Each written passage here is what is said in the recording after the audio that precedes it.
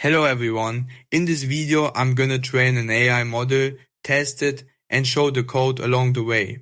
I'm gonna fine-tune a model for the task of determining if the input text is German or Russian. But what is fine-tuning, you may ask? Well, it's if you train an already pre-trained model on a small dataset to specialize it on a certain task. It's commonly used to make AIs like ChatGPT behave like a chatbot so it can have human-like conversations with you. What I'm going to do today to train the model and to test it is this. First, I will download the libraries I need to train the model, which are from Hugging Face, a website that lets you work with models easily. Then I load the dataset. After that, I process and prepare it so it can be trained with the model. I also load the model. Then I will add a training loop that determines how the model is going to be trained. I train the model, evaluate it. In the end, I take the trained model to a practical test. First of all, we install the libraries we need to be able to do the training, such as datasets and transformers. These packages enable us to use the dataset and model from Hugging Face. Accelerate is used to accelerate the training.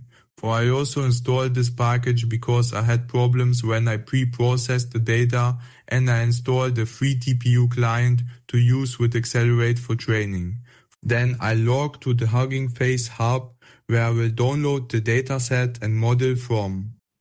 After that, I imported the dataset. There are several ways to do that, but I decided to import it via pandas, package used to modify datasets easily. I selected 540 training examples that I will train with.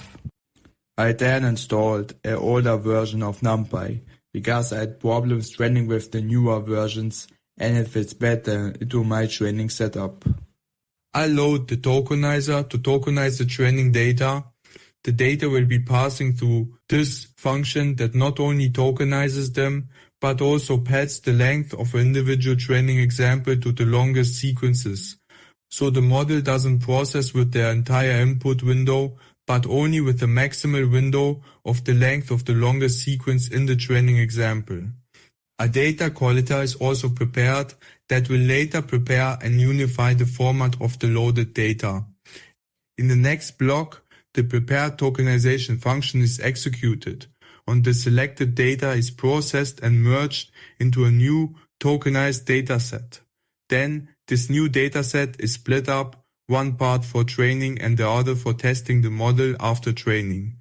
Because the model only processes data with these 4 column names, we need to modify the tokenized dataset to contain them, along with modifying it to contain labels of Russian and German text.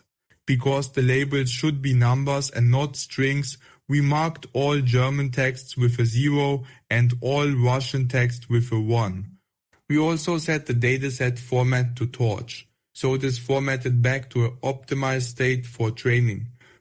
After that, the data is prepared in a data loader, so it's taken by the model well. The batch size decides the size of the training examples the model receives from time to time during training. Now, we load the model, then initialize the ADAM W optimizer to optimize the training even more. What this code does is ensure the training is on a GPU if we have one, otherwise it happens on our device. This code is used to initialize the scheduler that determines the learning rate and the number of epochs. They determine how often the entire dataset is trained, in our case 3 times.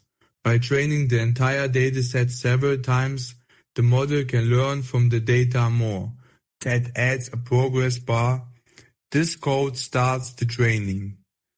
What would happen during training in the loop is the batches are first processed and given to the model. After that, the loss that represents how much error the answer of the model has compared to the input data is calculated. What would happen in the model next? The model uses this loss to go back through the process where the prediction was formed, and then tweaking the weights so the prediction next time will be more similar to the desired output. The optimizer is also run, and at the end, when the training on a particular example is done, the progress bar gets renewed. The training has now started. It will take a while, so I'm going to skip to the end. So, after roughly 2 hours, the training is now finished. But there's now a question: how do we know how accurate it is at predicting if the text is German Okay, Garmin. or Russian? One way is to evaluate the accuracy via the following code that computes the accuracy score. Because the task of seeing the difference between two totally different languages with two totally different characters is not that hard. The accuracy is showing 100%. It only shows 1 because the code that handles the prediction output has a dimension of 1. To make the model available for everyone and ourselves to use it, I execute these blocks of code to push the model and tokenizer to the hub. When I go to my profile now, I see the model and I can now load it and use it for other things. At the end, I want to take the model to a practical test by inputting sentences and letting the model predict which language the sequences are. Notebook, I first download the packages I need to load and test the model from the website. Then I load my newly trained model and tokenizer. After that, I initialize the tokenizer to tokenize the following 2 sentences, one Russian, one German. They then are passed down to the model, and this code formats the final prediction. The outputs from this tensor are 1 and 0, because when we process the dataset, all the German texts were marked as 0 and all Russian texts as 1. So 0 means it thinks it's a German text, and with 1 it thinks the text is Russian. And as we can see, it was right. If you liked this video, consider to like and subscribe and have a fantastic day.